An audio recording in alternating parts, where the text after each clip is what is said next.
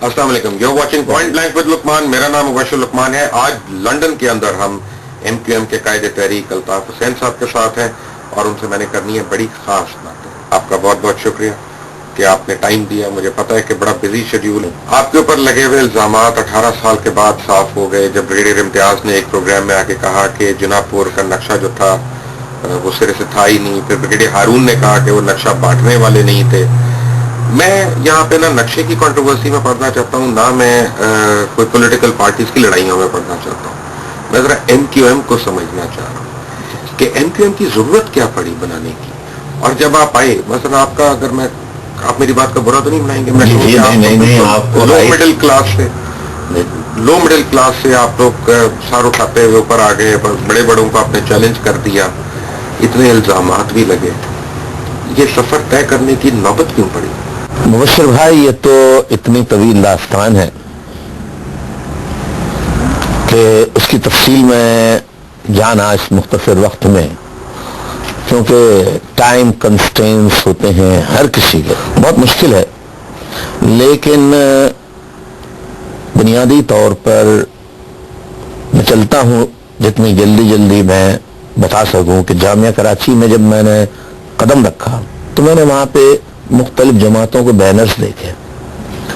Punjabi students organisation, Baloch students organisation, GSN students federation, Baloch students organisation, Gilgit student federation, Saraiki student federation वगैरह वगैरह। इसके अलावा इस्लामी जमीयत तलबा और Pakistan liberal students, progressive students organisations. तो मैंने कहा कि ये बात तो मेरी समझ में आती है कि ये मुख्तलिफ निज़ामों पर, सिस्टम्स पर जो पार्टियां हैं, लेकिन ये इलाकाई पार्टियां वगैरह जो हैं, ये इसका क्या जरूरत है जामिया कराची में। तो इसका अंदाजा उस वक्त हुआ कि जब मैंने कराची में, क्योंकि हमारा घर जो है वो बहुत छोटा था और छोटा है आज भी, उसमें पूरी फैमिली रहती थी और मैं फार्मेसी का स्टूडेंट था। तो मुझे चाहिए था एक हॉस्टल कि मैं वहां बैठ के अपने स्टडी कर सकूं। तो जब मैं हॉस्टल लेने गया तो मालूम यह हुआ कि हॉस्टल्स बटे हुए हैं एथनिक बुनियादों पर और रिलीजियस और नॉन रिलीजियस बुनियादों पर। तो मुझे बड़ा ताज्जुब हुआ। मैंने कहा भाई, मुझे मेरा घर छोटा है, मेरा राइट बनता है, ये जामिया कराची सी शहर की है, मुझे हॉस्टल चाहिए। तो मुझे हॉस्टल नहीं मिला, लेकिन मैंने बड़ी कोशिश की। कराची के प्रोवोस्ट साहब से मैंने रिक्वेस्ट की कि भाई मेरी ये मसाइल हैं, आप कोई गुंजाइश निकाले, बड़ी मेहरबानी होगी। खैर बड़ी मुश्किल से मैं एक हॉस्टल का कमरा छोटा सा हासिल करने में कामयाब हो गया। जिस दिन मैं वहां पहुंचा अपना सामान वगैरह लेके, तो एक एथनिक ग्रुप था, मैं नाम नहीं लेना चाहता, जरूरत नहीं उसकी। क्या वो लोग आए मेरे कमरे में और मेरा सामान उठा के मेरा हॉस्टल से नीचे फेंक दिया और मुझे धक्के दिए, मारा पीटा और मुझे बाहर निकाल दिया। खबरदार, ये एरिया हमारा है। मैंने कहा एरिया, ये तो हॉस्टल है, ये तो सब कोई भी रह सकता है। तो मैंने प्रोवोस्ट से जाके शिकायत की और जो रिस्पॉन्सिबल अथॉरिटीज थी उनसे की। इसका कोई हल नहीं निकला। फिर मैंने कहा कि सारा एथनिक लिसानी बुनियादों पर हो रहा है, तो हमारे लिए कोई आवाज। मैं जमीयत के पास भी गया, प्रोग्रेसिव वालों के पास भी गया, लिबरल वालों के पास भी गया, किसी ने कोई साथ नहीं दिया। फिर मैं इस नतीजे पहुंचा कि जो लिबरल प्रोग्रेसिव की जमातें, इनके साथ नेशनलिस्ट ग्रुप्स हैं और इस्लामी जमीयत तलबा के साथ जो अलाइंस करती है यूनियंस के इलेक्शंस में, वो पंजाबी स्टूडेंट्स ऑर्गेनाइजेशन करती है। तो वहां पर उस वक्त उर्दू बोलने वालों के लिए कोई हॉस्टल अलॉटेड नहीं था, या ये कि जिस तरह एथनिक बुनियाद पर, लिसानी बुनियादों पर थे। तो मैंने कहा भाई हम भी तो طالب علم ہے جامعہ کراچی کا، ہمارا حق ہونا چاہیے. پھر میں نے سوچا کہ بھئی اپنے رائٹس کے لیے موومنٹ بنانے چاہیے.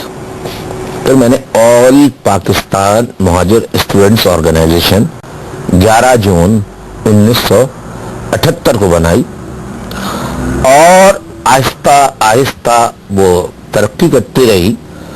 لیکن ہم کو اور ہمارے کارکنوں کو مختلف جماعتوں کی جانب سے جو اپنے آپ کو نظریاتی بنیادوں پر پارٹیاں کہتے ہیں، ان کے کارکنوں کے ہاتھوں بھی، سب سے زیادہ اسلامی جمعیت طلبہ کے ہاتھوں اور ایتھنک پارٹیوں کے ہاتھوں مارا پیٹا جاتا رہا. لیکن ہم بھاگے نہیں اور ہم نے لڑائی ڈٹے رہے، وہاں پہ ڈٹے رہے.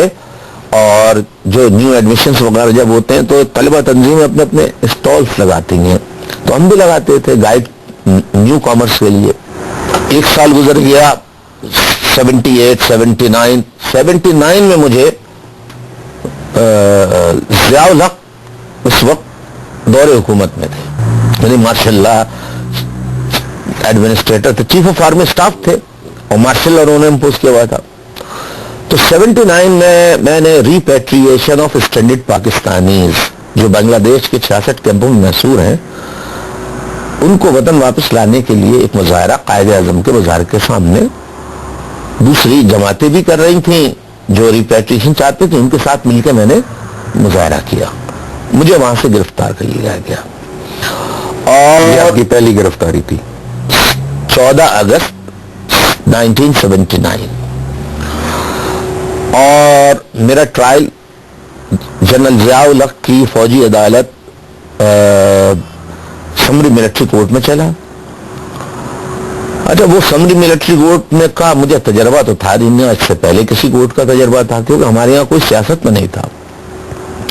لیکن کورٹ میں بہرحال سنا تھا کہ وکیلوں کو بولنے دیا جاتا ہے، بحث ہوتی ہے، مباحثہ. وہاں ایسا کوئی چکر نہیں تھا، وہاں کوئی وکیل آپ نہیں رکھ سکتے تھے. وہاں جو اپوائنٹڈ ہوتا ہے، جو جج بیٹھا ہوا ہے، چاہے وہ میجر رینک کا ہو، کرنل رینک کا ہو، بریگیڈیئر رینک کا ہو، کسی بھی رینک کا ہو، اس کی ثوابدید ہے. اس کی ثوابدید ہے. وہ جو سوال پوچھے آپ جواب دیں، وغیرہ وغیرہ. تو وہاں پہ مخبر جو ہوتے ہیں، انفارمرز، ان کو لایا گیا اور مجھ پہ جھوٹے الزام لگائے گئے کہ الطاف حسینی پول کے اوپر چڑھا قائد اعظم کے مزار کے بالکل سامنے، اور اس نے پاکستان کے جھنڈے کو نیچے کیا اور اس کے اوپر کالا پول پہ چڑھ کے جھنڈا لگا دیا. اچھا، ہم اندر گئے نہیں تھے، ہم نے تو قائد اعظم کے مزار کی جو باؤنڈری ہے اس کے باہر مظاہرہ کیا تھا. تو میں نے عدالت سے کہا ہم تو اندر گئے نہیں.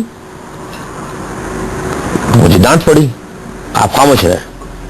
پھر دوسرے میں نے کہا کہ سر ایک بات کرنے کی اور اجازت دیجیے کہ پول پہ چڑھنا، پہلی بات تو نہیں پوچھ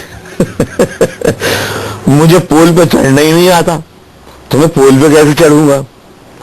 لیکن صاحب اس عدالت میں بڑی بڑی داڑھیوں والے بھی آئے، ٹوپیاں لگائے ہوئے بھی آئے، ماتھے پہ یہاں پہ نماز کے نشانات بھی ان کے وہ آئے، اور انہوں نے وہ جھنڈا ونڈا سب نکال کے دکھا دیا.